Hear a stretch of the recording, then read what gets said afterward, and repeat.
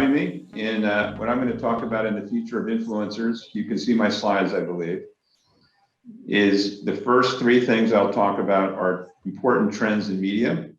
And then the next five are ideas that are really important for influencers who will make a big difference in our world going forward.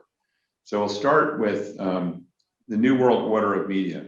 And if we look at this, when we look at the new world order of media, and I'll just put this up to a full screen here, it's very interesting what's actually going on in that we have two companies who, with their properties, Facebook and Google, reach the majority of people on Earth. It doesn't mean that there are a lot of other social media platforms forming all the time, but there's two very dominant media platforms. When you get to the phone, the average age that someone actually starts using a phone in the world is at 10 years old. So the majority of what people get while their brains are forming between ages 0 and 25 years of age is actually from staring at this phone. So it's really important that we're able to reach people quickly and accurately, which leads to attention spans. The attention spans that we're seeing across Facebook, Pinterest, Pandora, other types of channels, we make decisions on content in 1 to 3 seconds. In fact, it's usually 1 to 2 seconds. So our ability to catch people, journalists are great at this in terms of a headline, the right image, to bring people in so then they'll listen and learn from us. And then the fourth is the last thing I'll focus on this slide, which is how trust is being built online. And what we see worldwide is that the people who are in front of us on a regular basis informing us are the ones we tend to trust more, which is why people on YouTube or Instagram or Facebook or Twitter, if they're consistent in their narrative, can actually have more impact than the average journalist or company or even country in some cases. So this is a dynamic that can be very good, and it can also, of course, not be good. It's all a matter of who's behind that, the messaging. If we go to media in general worldwide, and I have had an opportunity to continually study the 190 countries of the United Nations and also have a chance to look at Ukraine in particular, these models apply very well. One is the 1990 media model. And in a nutshell, what we want to see here is if we're looking at shaping a marketplace, who are the 1%? Who are the people who are prolific and continual content creators? And do we work with them to actually give them the content they need so they can actually tell the best stories? The second are the 9%. These are the people, many of us are like this, where we want to share content to reach our communities. Who are those people? How do we reach them so they can then inform the rest and shape the market? And they have an outsized impact on what happens in a marketplace. And then 90% of us don't do anything, but we tend to go to search to find information. And the 1 and the 9 impact the 90 through what we find in search. So it's critical to strip apart an influence market and say, where do people fit in that particularly 1 and 9 category? The next one is something that we utilize with the largest companies in the world. And I can tell you that no one ever has this right, but it's a journey that we go on. So when we're looking at being efficient in reaching people in media, we say, are we working with the right influencers? Do we know how the audience actually works and plays off each other and who people respect? Do we know what content they prefer and what type of media they prefer, meaning like video versus tweet versus images versus white papers? Do we know what language they use that actually accelerates their behavior or decelerates it? And then what channels do they prefer? It could be Facebook, mainstream media, it could be websites. Where do they go to learn? So when you understand the 5 R's, you start to see breakthroughs of how to create influence. Now, if you're an influencer yourself and you think this way, you actually think of ways to be more creative in how you reach people. What channels should be on? What language should you use? What content do people prefer that you're trying to reach? And so on. The next is understanding what we call the ecosystem of influence. And this allows you to shape behavior or a market over time. And this is just one example. There's many examples. We won't have time for all those examples today. But one of them is, imagine that this woman in the middle is a top influencer for something that you care about. The question then becomes, who influences her? And what we find is that there is an influence ecosystem. So influencers who generally think that no one influences them, they actually, if you look at where they go, you can see who they quote, who they link to, what sites they visit, which people they follow.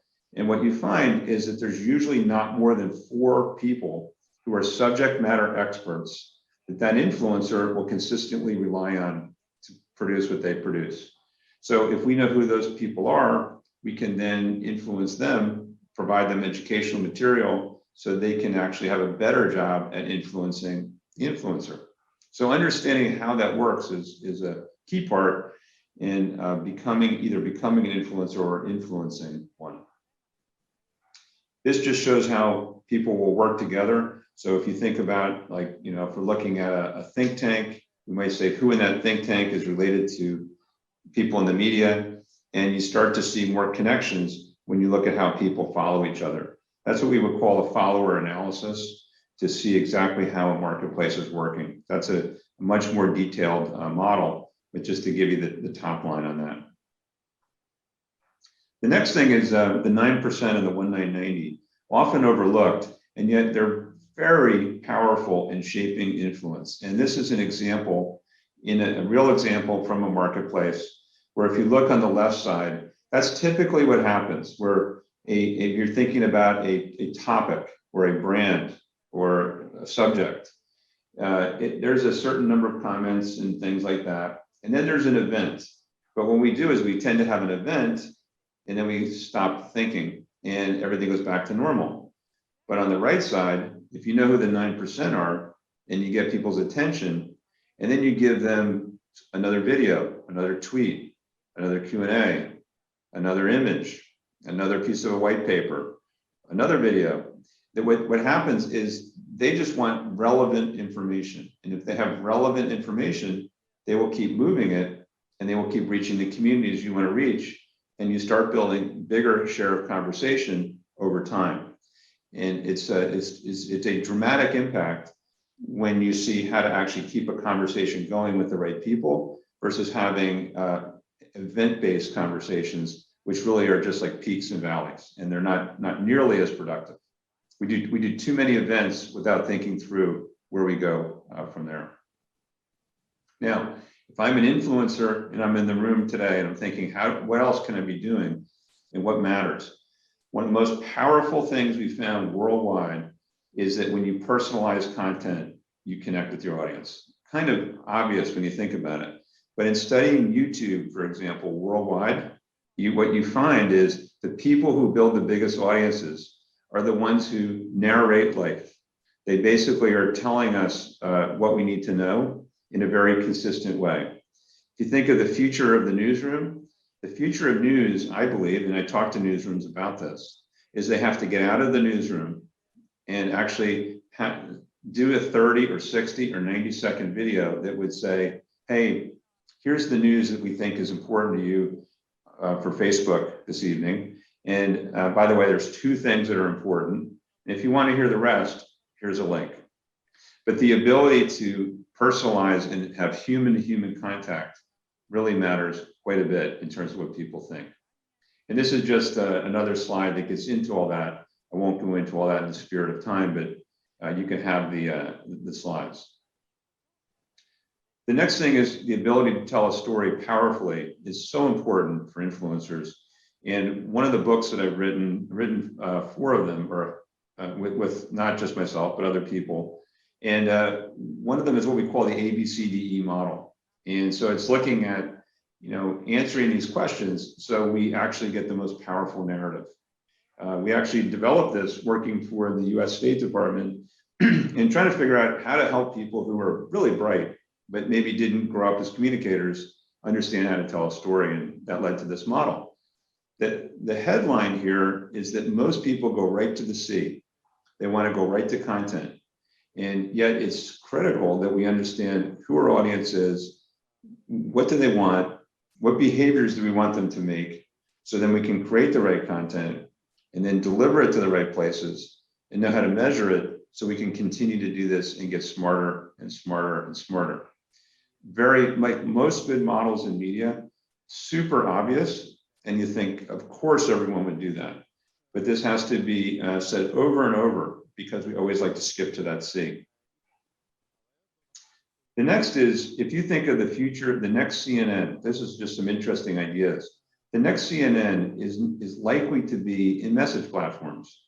And so when you think about that, imagine having 1,000 different groups in different platforms, or in the same platform, different countries around the world. And we're putting information out there, and we're actually building an affiliate network. At first, that sounds like it's like something coming in there. First, it sounds like a crazy idea. But then you look and you say, well, this is what's happening today. When people are in message platforms, look on the right side, and that's the trust that people have for what they hear in a message platform versus a banner ad or social media or email. It's dramatically different. Could that change? Of course it will change. I'm sure the trust will go lower with time, but it's very, very high right now. The other thing is media is trying to get across their message in message platforms today. This is actually what's happening as an example in Telegram. So what I believe is that the more innovative influencers are going to start to think, wait a second, I can be building out my own news network across message platforms to reach people in new ways. So that's one of the ideas. The next one is the importance of gaming. And without saying the companies, in talking to some of the top advertisers in the world, I have had the conversation with them to say, what are the most important priorities for you in the next, say, 5 years? The most consistent thing that comes across, there's 2 or 3, but one of them is, how do we become relevant in gaming? So people realize that this is really the next big media platform that already exists. So the question then is not how do we reach people in gaming with advertising? That's kind of not that interesting. It's how do we become relevant in the game? Can we do game modification? Can we do gamification? Can we actually be relevant in the gaming platform itself, but maybe not in the game? These are all ways we can reach youth more effectively. And quite frankly, the gaming audience is pretty high, right up to about age 55. There's about 3 billion gamers today. And game mods are a good example where if you took a very popular game, like the most popular game in Ukraine, and you said, let's modify that game. So now we're going to talk about how to counter disinformation. You keep the mechanics the same and the narrative the same, you can get that built-in audience. And that's what gamers are telling us, is that they don't want new games. They want game modifications of the games they already love. And that's something that I think we'll see a lot more of in the future. Just 1 or 2 more things here. By the way, gaming is a big industry, which you all know. It's massive. It's going to be about 160 billion this year, US. The next one is, imagine one influencer could have the reach of 30 influencers. In other words, one person could do the work of 30 people in multiple languages today. That's amazing when you think about it, and no one even understands. Like, уявити. Є новий софт, який вже розробляється в різних країнах, який повністю змінює те, як ми створюємо контент і ділимося їм, аналізуємо, що з ним відбувається.